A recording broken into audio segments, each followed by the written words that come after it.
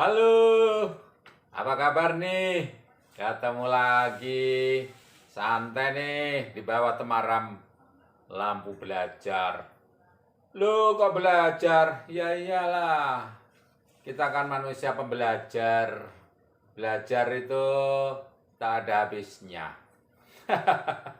Ya, sejak dulu kok belajar. Kapan naik kelasnya, Pak? Ya dah, enggak apa-apa, enggak bisa jawab. Yang penting sekarang kita akan belajar tentang tradisi pemikiran Barat. Oh, alah. Memangnya Bapak ini orang Barat? Ya enggak lah, Baratus.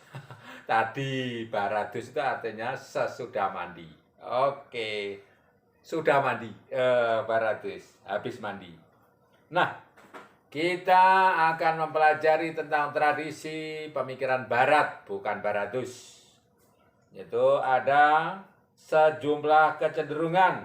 Nah, dari pendekatan-pendekatan para filsuf, pada filsafat, dan lebih khusus lagi pada tradisi pemikiran Barat. Ya, kita di sini belajar filsafat dalam konteks saat ini dan konten-konten sebelumnya biasanya ya disebut filsafat ya tradisi pemikiran Barat.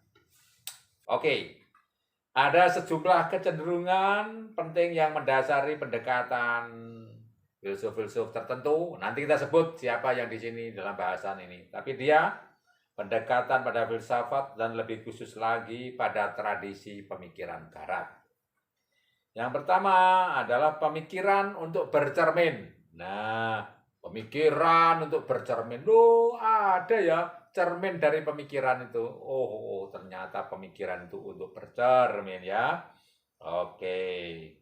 Bercermin pada tradisi pemikiran Barat dan mengurangi ketergantungan tradisi ini pada logika identitas.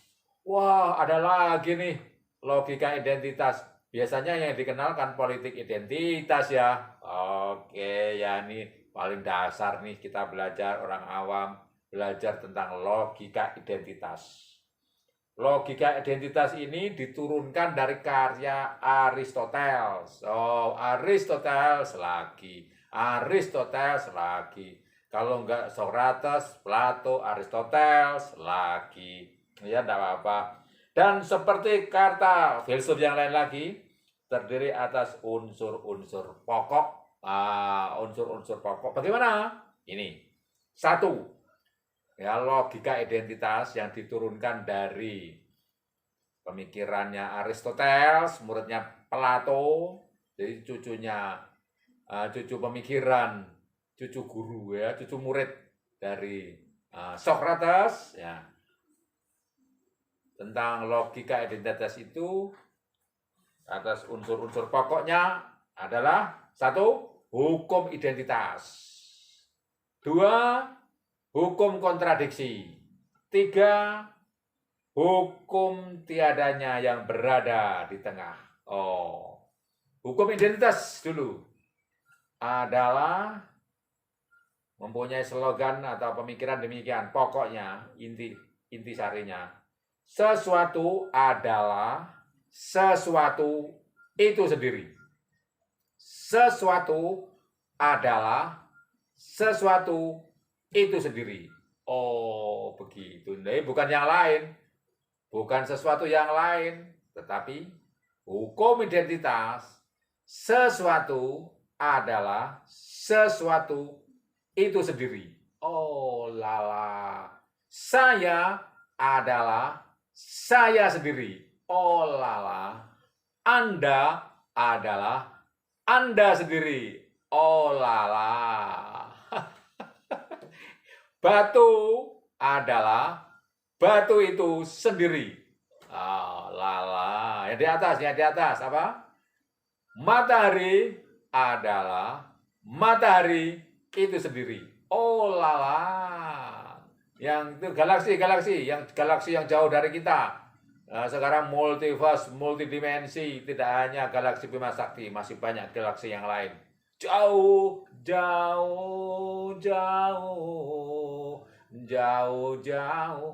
Galaksi itu adalah galaksi itu sendiri. Jadi bukan galaksi kita yang Bima Sakti, Milky Way, bukan. Galaksi itu adalah galaksi itu sendiri.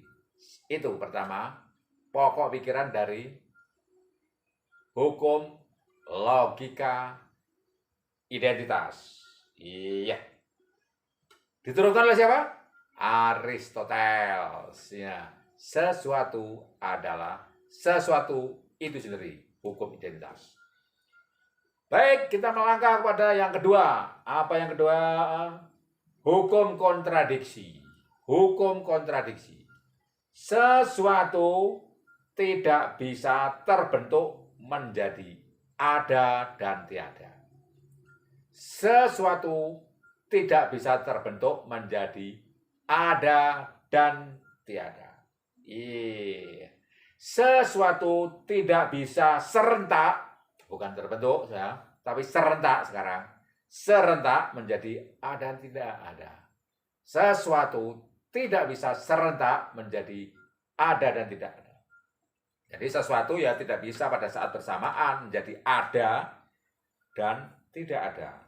Jadi kalau dia ada ya ada, tidak mungkin dia tidak ada.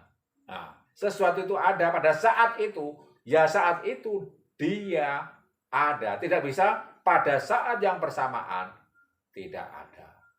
Isi pada saat itu hanya isi, tidak bisa menjadi tidak berisi. Oh lala, begitu ya hukum kontradiksi itu. Yes, belajar pada saat bersamaan tidak bisa menjadi tidak belajar. Pada saat yang serentak tidak belajar.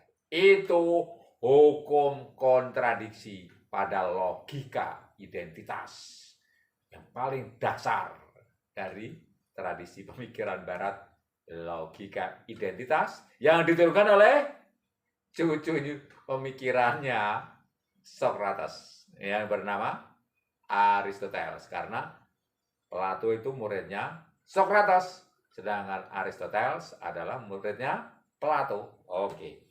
Yang ketiga, hukum tiadanya yang berada di tengah. Hukum tiadanya yang berada di tengah. Ini gimana ini? Bahasanya kok agak ya begitulah bahasa filsafat. Agak kadang itu bagi orang awam ya harus berpikir. Nah, berapa kali, entahlah kalau Anda berapa kali. Nah, semua orang punya sendiri-sendiri dasar pemikiran masing-masing. Tapi di sini kita ada hukum yang ketiga dari hukum logika identitas, bahwa hukum tiadanya yang berada di tengah. Antara ada dan tidak ada, boleh ada apapun juga. Itu kalau Iwan Fals dengan lagu antara ada, antara tak ada dan tak ada, di antara ada dan tak ada. Suami dengan Iwan Fals. Antara ada, antara tak ada antara, di antara ada dan tak ada. Ini dipengaruhi oleh filsafat Jawa, antara ada dan tidak ada itu ada sesuatu. Tetapi di sini pemikiran Barat dengan logika identitas, hukum yang ketiga tidak bisa mengatakan begitu. Hukum tidak adanya yang berada di tengah, bahwa antara ada dan tidak ada, tidak boleh ada apapun juga. Makanya hukum logika identitas Aristoteles ini banyak tidak cocok dengan orang Jawa. Karena apa? Tradisi Timur Jawa antara ada dan tidak ada, di situ ada antara. Di antara ada dan tidak ada dilakukan oleh Iwan Fals dan suami. Antara ada, antara tak ada antara, di antara ada dan tak ada.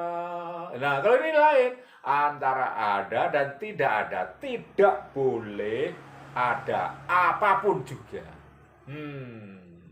Itu dulu 3 hukum logika identitas. 1, hukum identitas. 2. Hukum kontradiksi. 3. Hukum tidak adanya yang berada di antara ada dan tidak ada, di tengah-tengahnya. Mantap. Ingat semboyan kita? Ayo bedah buku.